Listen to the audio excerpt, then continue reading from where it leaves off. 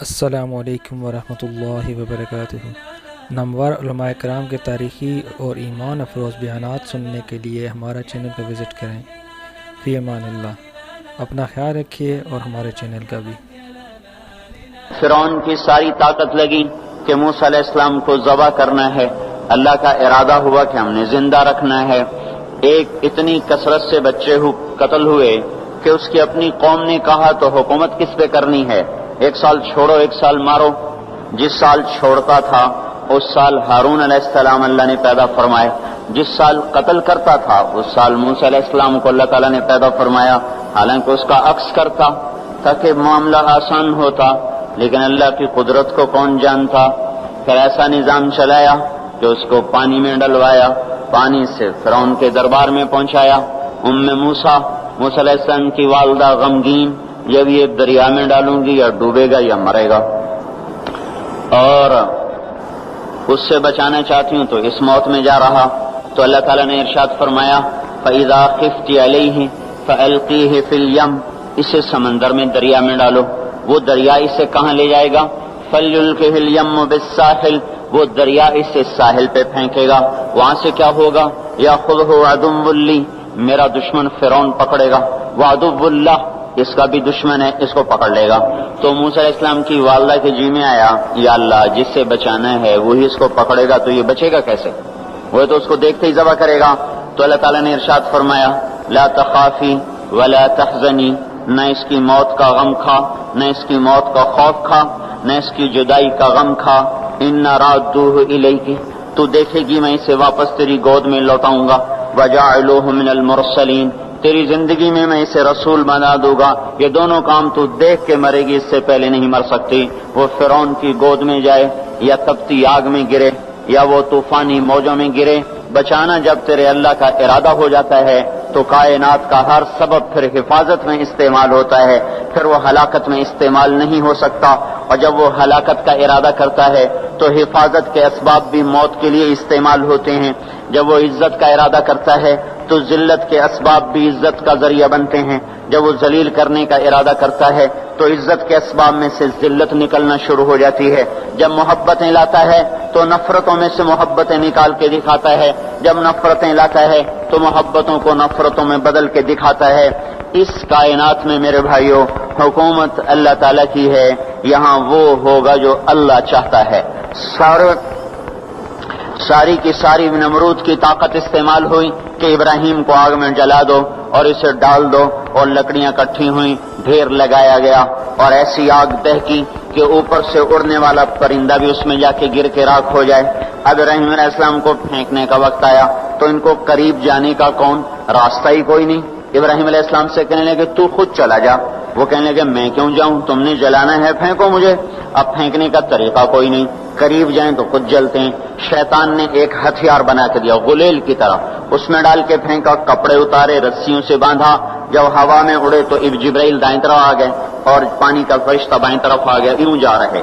درمیان میں ابراہیم علیہ السلام، ادھر جبرائیل، ادھر پانی کا فرشتہ، اور ابراہیم علیہ السلام خاموش، بس اتنا کہہ رہے ہیں حسبی اللہ ونعم الوکیل، حسبی اللہ ونعم الوکیل، اس سے آگے کچھ نہیں بول رہے۔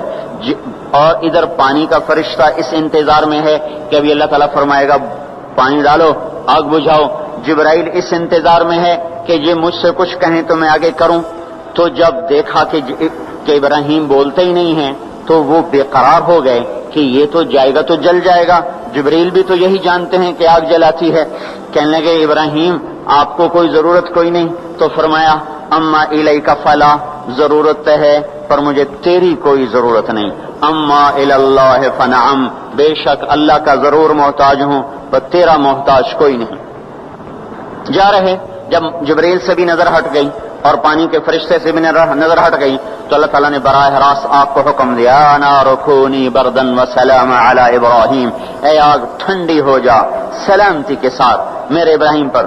تو اللہ جل جلالہ نے ایسا ٹھنڈا فرمایا، اس کی گود کو ایسا، اس کے شولوں کو گود بنا دیا، شولوں نے ابراہیم علیہ السلام کو گود میں لیا، جیسے ماں بچے کو چارپائی پہ لٹاتی ہے، ایسے آرام سے انگاروں پہ بٹھا دیا، آگ کو شفاف بنا دیا، یہاں تک کہ ابراہیم علیہ السلام کا باپ آزر جو جانی دشمن اور قتل کے در پہ جب اس کی نظر پڑی تو اس کی زبان سے بھی بے ساختہ نکلا، نعم الرب ربک یا ابراہیم، اے ابراہیم تیرے رب کے کیا کہنے، کیا ہی زبردست ہے تیرا رب۔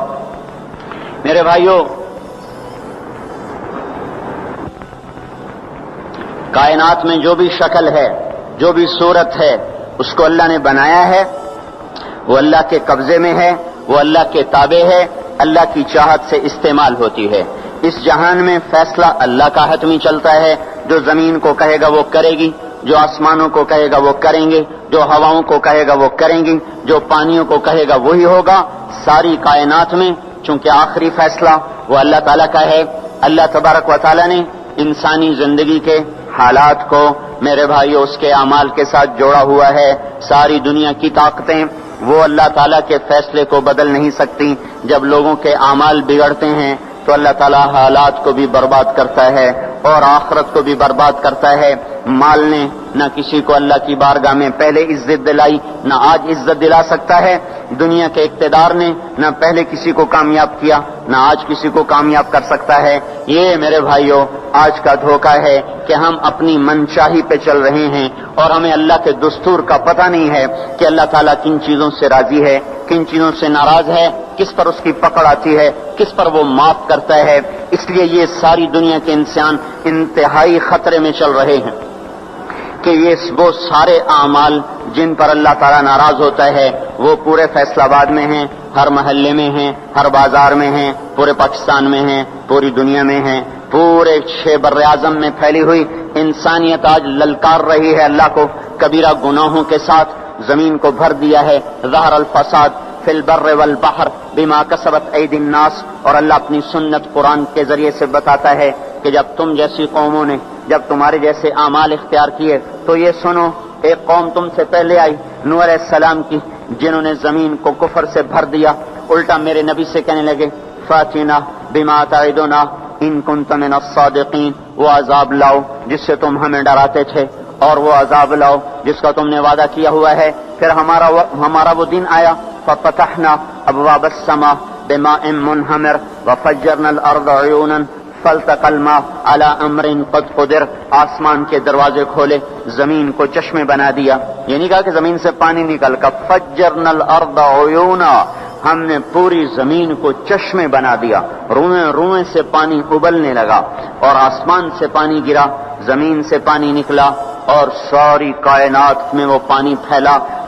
ایک تفسیر میں نے پڑھا کہ اللہ تعالیٰ کہ اگر اللہ تعالیٰ اس دن کسی پہ رحم کرتا تو ایک عورت پہ رحم کرتا جو بچے کو لے کے بھاگ رہی تھی کہ کوئی جائے پناہ ملے اور میں بچ جاؤں، اور وہ بھاگتے بھاگتے ایک اونچے پہاڑ پہ چڑھی، جس سے اونچا پہاڑ کوئی نہیں تھا، پیچھے سے پانی آیا، اس نے پہاڑ کو جو دبویا، پھر اس کے پاؤں پر چڑھا، پھر اس کے سینے پر آیا تو اس نے بچے کو اوپر کر لیا، پھر اس کی گردن تک آیا تو اس نے بچے کو یوں اپنے سر سے اوپر کر لیا کہ شاید بچہ بچ جائے۔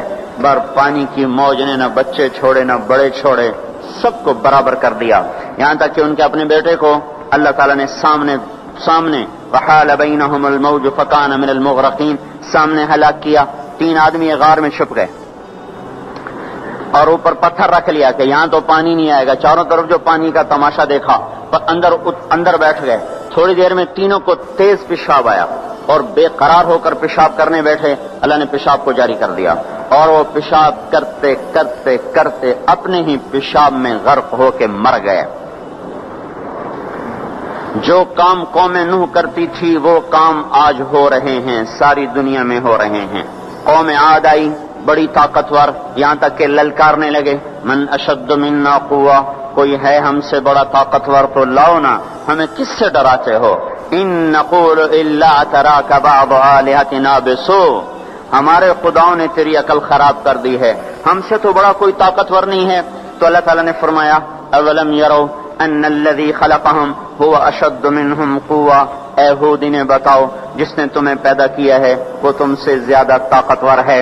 تو جب اللہ تعالیٰ کی طرف سے وہ حجت پوری ہوئی اور وہ اپنے تکبر میں بڑھتے رہے، نافرمانی میں بڑھتے رہے، تو اللہ نے عذاب کا دروازہ کھولا، قحط آ گیا، انسان ایسے بھوکے، اور وہ انسان ہماری طرح تو تھے نہیں، 40 ہاتھ قد ہوتا تھا، 30 ہاتھ قد ہوتا تھا، 800 سال 900 سال عمر ہوتی تھی، نہ بوڑھے ہوتے تھے، نہ بیمار ہوتے تھے، نہ دانت ٹوٹے، نہ کمزور ہو، نہ نظر کمزور ہو، جوان تندرست توانا، صرف موت آتی تھی، اس کے علاوہ کچھ نہیں ہوتا تھا انہیں۔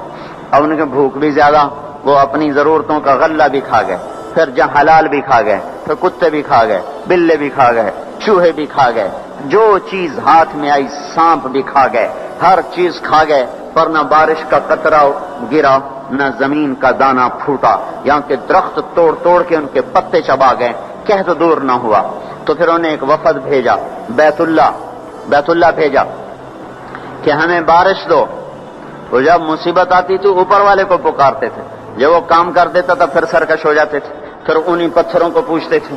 تو اللہ تعالیٰ نے 3 بادل سامنے کیے، آواز آئی ان میں سے ایک کا انتخاب کرو، ایک سفید، ایک سرخ، ایک کالا۔ تو آپس میں کہنے لگے سفید تو خالی ہوتا ہے، سرخ میں ہوا ہوتی ہے، کالے میں پانی ہوتا ہے۔ ان کا یہ پانی، یہ کالا چاہیے، یہ کالا چاہیے۔ آواز آئی پہنچے گا، یہ واپس پہنچے، ان کا بارش ہوگی۔ تو پھر جب ساری قوم اکٹھی ہوئی تو اللہ نے وہ بادل بھیجا، فلما رأوه عارضا مستقبل اودیتہم، وہ بادل آیا کالا، کہنے کہ ھذا عارض ممطرنا، وہ دیکھو آئی بارش۔ تو اللہ تعالیٰ نے کہا بل هو ما استعجلتم به، یہ بارش نہیں، یہ وہ عذاب ہے جو تم ہود سے کہتے تھے، کون ہے ہم سے بڑا جو ہمیں کچھ کر لے، اب تیار ہو جاؤ۔ ریح فیہا عذاب علیم تدمر کل شیء بامر ربہا، اب دیکھو کیسے تمہارا رب تمہیں اڑاتا ہے۔ ان کے گھروں کو ہوا نے اڑا دیا، ان کو ہوا نے اڑا دیا۔ 60 ہاتھ اونچے قد کے لوگ اور تنکے کی طرح ہوا میں اڑ رہے تھے، اور ان کے سروں کو آپس میں ہوا ٹکرا رہی تھی، وہ گھومتے تھے سر ٹکراتے تھے، گھومتے تھے سر ٹکراتے تھے۔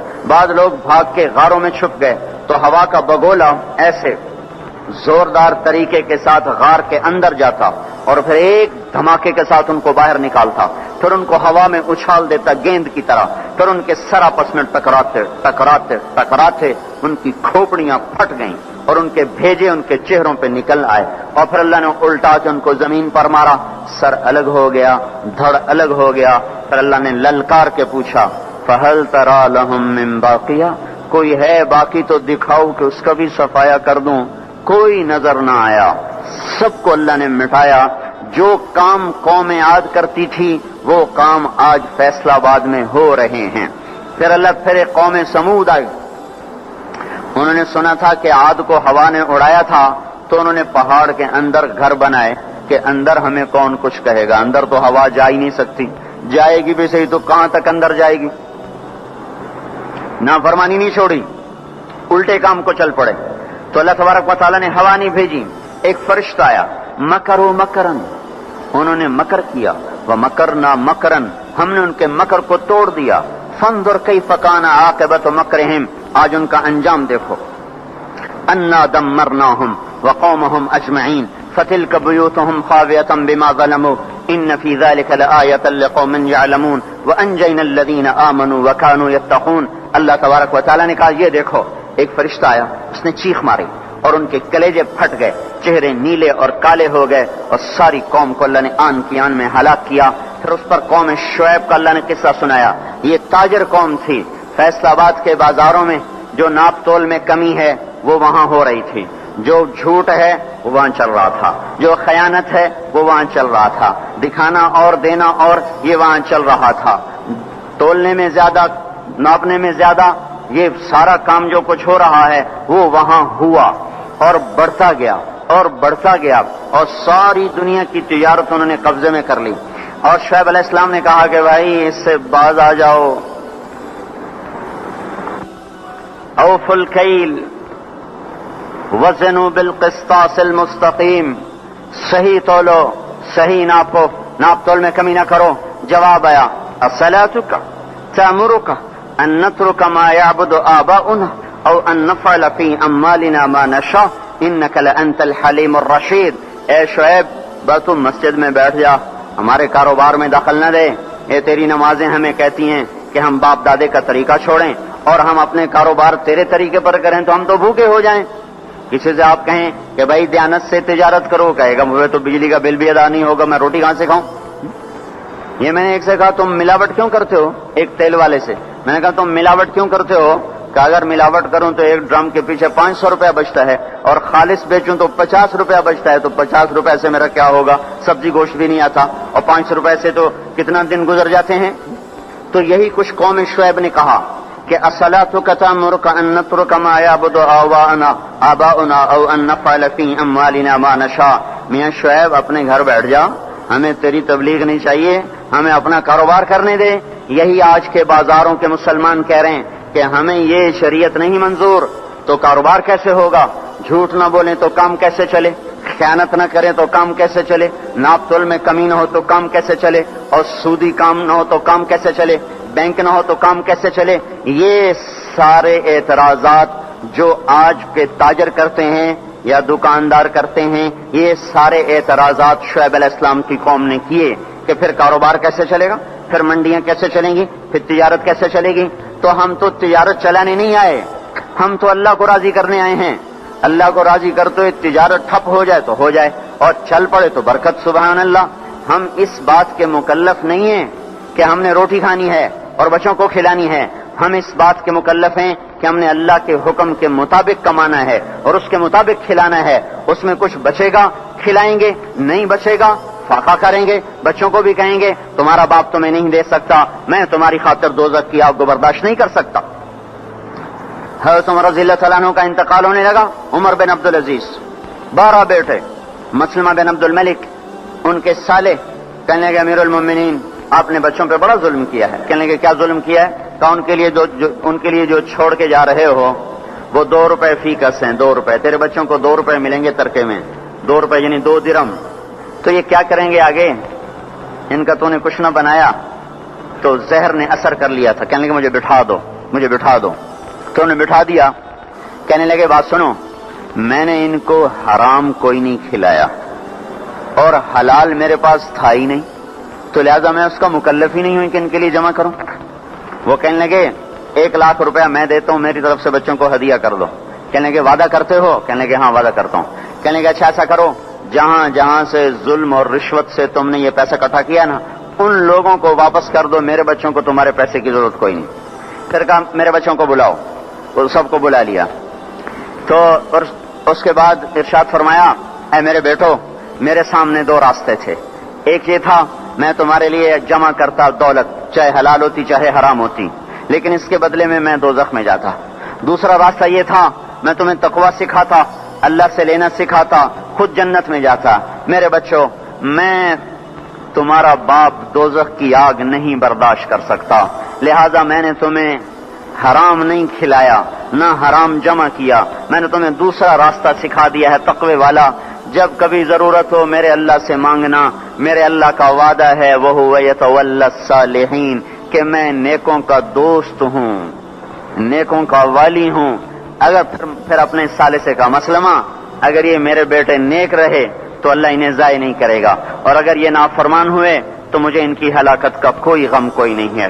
پھر اس زمین آسمان نے وہ دن دیکھا کہ اموی شہزادے مسلمہ کی اولادیں اور سلیمان بن عبد الملک کی اولادیں، جو ایک ایک بچے کے لیے اس زمانے میں 10-10 لاکھ درہم چھوڑ کے مرے، ان کی اولاد مسجد کی سیڑھیوں پہ بیٹھ کے بھیک مانگا کرتی تھی، جیسے ابھی جمعے کے بعد بھکاریاں بھیک مانگیں گے۔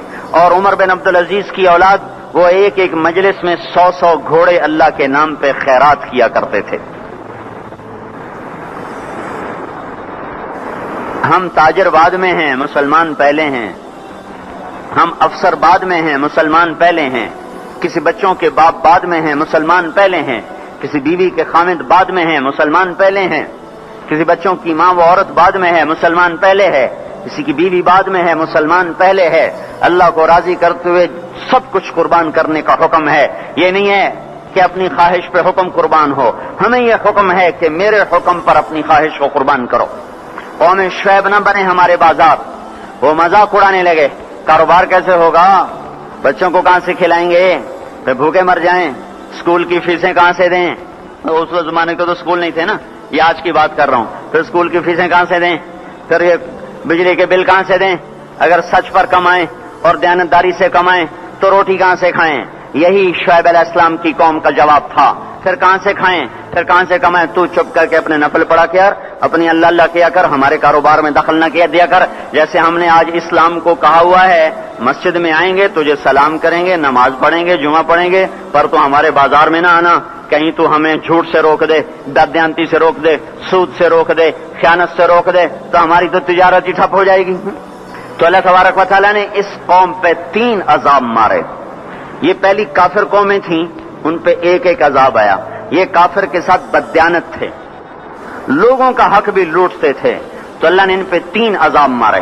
اخذتهم الرجفۃ، زلزلہ، اخذ الذین ظلموا الصیحۃ، چیخ، اخذهم عذاب یوم الظلہ، بارش کس چیز کی؟ انگاروں کی بارش۔ ہماری جماعت شعیب علیہ السلام کے قوم کے علاقے میں گئی ہے، وہ اتنا ٹھنڈا علاقہ ہے کہ جب ہم وہاں سے گزرے تو اتنی برف پڑی ہوئی تھی، اتنی یعنی تقریباً 3 فٹ برف پڑی ہوئی تھی، ایسا ٹھنڈا علاقہ۔ اللہ نے ایک گرم ہوا بھیجی، وہ جھلس گئے، تڑپ گئے، آبلے پڑ گئے۔ تو اس کے بعد ایک قدم ہوا ٹھنڈی ہوئی تو سارے بھاگ کے باہر آئے کہ شکر ہے ٹھنڈی ہوا آئی، اوپر سے بادل آیا کہ شکر ہے بادل آیا۔ اس کا ساتھ ہی زمین میں زلزلہ آنا شروع ہوا اور اس کے اوپر فرشتے کی چیخ آئی اور اوپر وہ بادل کالا ایک دم سرخ ہو گیا، پھر اس میں سے ایک دم بڑے بڑے انگارے برسے اور ساری شعیب علیہ السلام کی قوم کو اور مدین کی منڈی کو اللہ نے جلا کے راکھ کر دیا۔ اگر یہ بازاروں والے توبہ نہیں کریں گے تو مجھے ڈر ہے کہ کہیں ان منڈیوں پر بھی وہ انگارے نہ برس جائیں جو مدین کی قوم پہ برسے تھے۔ اللہ تعالیٰ کی کسی سے رشتہ داری کوئی نہیں ہے،